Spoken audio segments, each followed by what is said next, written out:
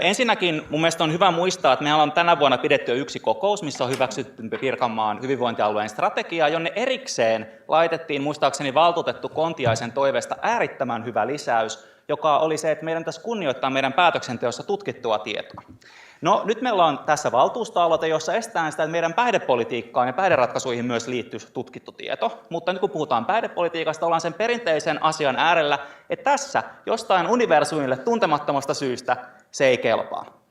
Ensinnäkin, jos puhutaan korvaushoidosta, kuten tulkitsin valtuutettu Kymäläisen kritiikin kohdistuvan korvaushoitoon, se on ihan tutkitusti toimiva hoitomuoto. Me voidaan tietysti täällä valtuutettuna heittää mitä tahansa, mutta käsittääkseni meillä ei ole nyt tässä ihan hirveästi sellaista pohjaa, millä me otettaisiin tämmöinen tutkitusti ja vertaisarvioisesti tutkittu hoitomuoto olisikin huuhaata. No toinen asia, mitä tulee huumeiden käyttöhuoneisiin, jota toisaalta itse taas toivon, että saataisiin se pilotti aikaiseksi seuraavaksi syystä, että onko valtuutettu Jussila valmis ottaa semmoisen omaan naapuriinsa.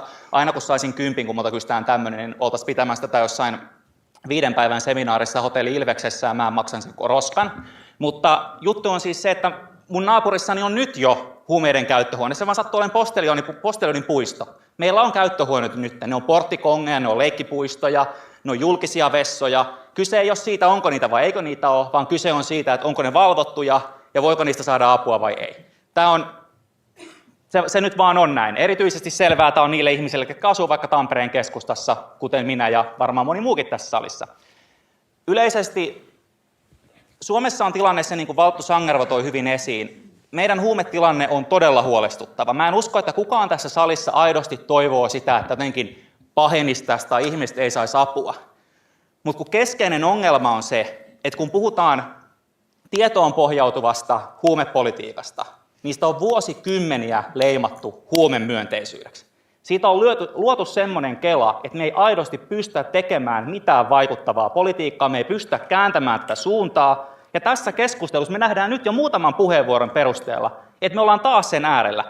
Ei ole sellaista vertaisarvoista tutkimustietoa, jolla pystyisi perustelemaan esimerkiksi, että korvaushoito pitäisi lopettaa. Ei ole sellaista vertaisarvoista tutkimustietoa, joka ostaa sitä käyttöhuoneita kannata kokeilla. Eikä myöskään sellaista, että dekriminalisaatiota ei kannattaisi kokeilla. Ja silti niitä estetään täällä. Minkään muun somaattisen sairauksen kohdalla me ei kehdattaisi pitää tällaisia puheenvuoroja, mutta kun kyse on päihdesairaista, niin tämmöisiä puheenvuoroja pidetään. Ja mun mielestä on irvokasta. Kiitos.